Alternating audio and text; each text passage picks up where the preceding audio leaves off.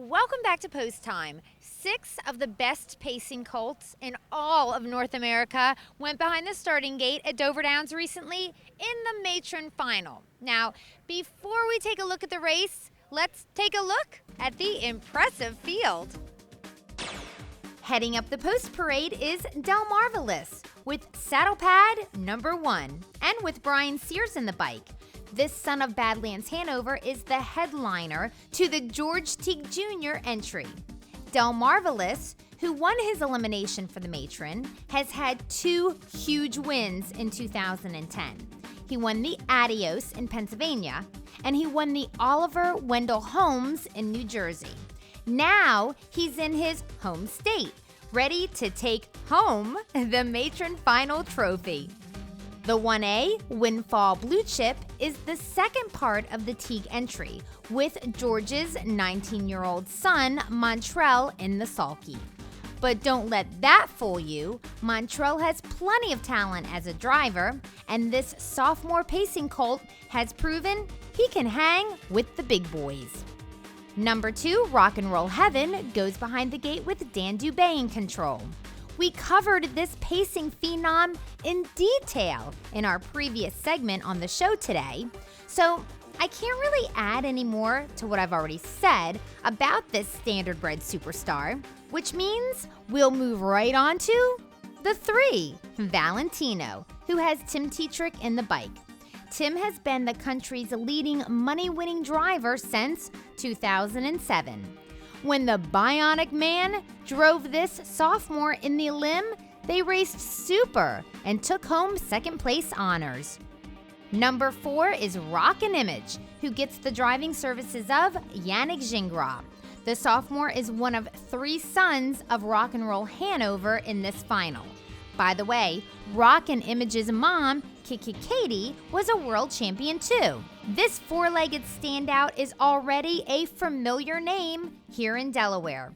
He rocked the house in his Progress Pace Limb and then came back the next week to win the $320,000 signature race at Dover Downs. And rounding out the field with head number 5 is Dreamlands Art with George Brennan driving.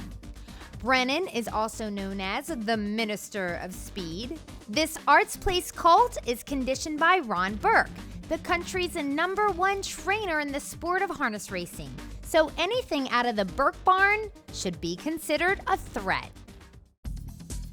Okay, now that we know a little something about the rich and talented group, let's see these 6 standout side-wheelers battle it out for the over $180,000 purse at Dover Downs in the Matron Final for 3-year-old colts and geldings.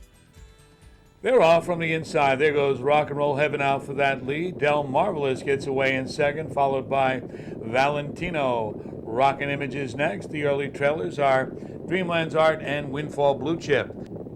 They race into the first turn, and Rocknroll Heaven's got the lead. It's a length and a half. Delmarvalous came away in second. That's Valentino, followed by Rockin Image. The trailers are Dreamlands Art and Windfall Blue Chip. Opening quarter, 26 3/5 as they race by the stands, and Rocknroll Heaven's got a 2-length lead. Delmarvalous is in second. That's Valentino, who got away third. Then comes Rockin Image. The trailers continue to be Dreamlands Art and Windfall Blue Chip. They go over toward the clubhouse turn, and it's Rocknroll Heaven. Rocknroll Heaven with the lead, a length and a half. Delmarvalous sitting in second. Valentino came away third. The bravest of all coming to the outside now is Rockin Image. Following Rockin Image, or trying to, is Dreamlands Art, and at the end, Windfall Blue Chip. The half was 55 seconds, moving up the back stretch.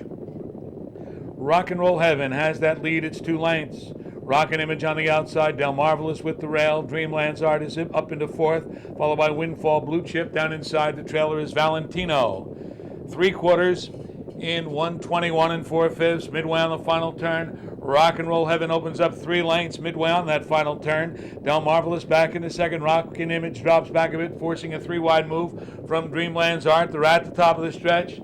You'll see Rocknroll Heaven coming through the stretch for the final time with a 3-length lead. It's Rocknroll Heaven.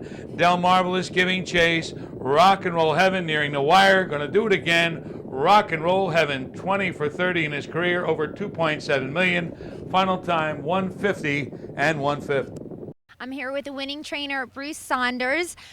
First of all, before we get to talking about the horse, let's talk about you, because you have a long history in Delaware. You're a graduate of the University of Delaware? I was a Blue Hen class of 67, having spent 5 years there. And after I got out of the service, I spent about 20 years working in Delaware. Raced horses in Delaware, stabled here at Dover in 1980. Prior to that, I worked for Sherman Tribbett, governor in the 70s, and worked right across the street on the Delaware State campus. I had the Division of Economic Development, so I got some roots in Delaware, Heather. Yeah, and I heard you were acting governor for a day. Is that true? I had that pleasure for a day. I don't think we did anything different. Maybe I played golf or went to the racetrack. I'm not sure which. All right. Now, then you got into harness racing. Then how does a guy that's a blue hen and into economic development and everything else, how do you get into racing? Just happened by chance.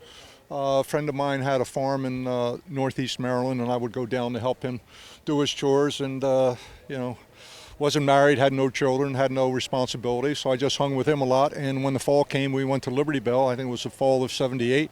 And here I am 32, 33 years later looking at horses' faces rather than the other end. This is so cool. I mean, I just absolutely love your story. And now here you are. You have the best horse in the entire country. Like, this horse has my vote for Horse of the Year. And everyone's saying that he probably will be Horse of the Year. So let's just hypothetically say that he will be. And how does that feel? How do you put that into words? We're all concerned about our work of art. What we do is a work of art. We get up early in the morning and we try to put all the pieces together, and it's like taking a test. You study, and the final result is when the man says go. I happen to have probably the most talented pacer in the country, and we've been lucky enough to keep him healthy for the most part. He's got a great caretaker. He's got a wonderful owner. I can't thank Frank BELLINO enough for having the courage and the intuition to purchase this horse at what I thought was an exorbitant price before he even raced as a 2-year-old. So, I've said all along it's mostly the horse. We've done more things right than wrong, but it's a very, very fulfilling feeling. I'm very, very proud of the horse. I'm proud of the people in my barn, my blacksmith, my farrier. It's a complete team effort. Well, we talked about the horse earlier in the show, and we saw a great performance by him in the Breeders' Crown. We talked about the Little Brown Jug earlier, but here it is tonight, his final race of his career. What did you think? Once he cleared and got to the half in 55, I felt pretty comfortable about him winning. Danny asked me, how fast you want to go? I said, Danny, speed's not an issue. Just get him home first. Let's finish out the year with 10 in a row. And Danny did an unbelievable job with him all year. I can't compliment him enough. He's been a terrific team, the horse and driver.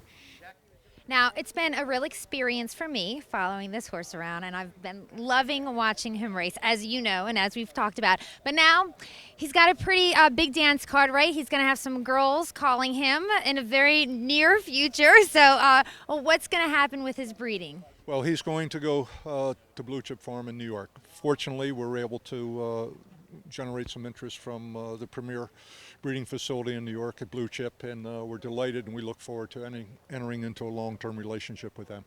All right, well, thank you so much, and I am looking forward to seeing his babies race. Thank you so much, Bruce. Pleasure, Heather. Thank you so much for spending the past half an hour with me, and I hope you spend some time at Dover Downs this week, because we've got fabulous live action 6 nights a week. It's all taking place Monday through Thursday. First race is at 4:30 p.m. Saturday and Sunday, all the action starts at 5:30 p.m. Have a wonderful week. I will see you at the track, and God bless.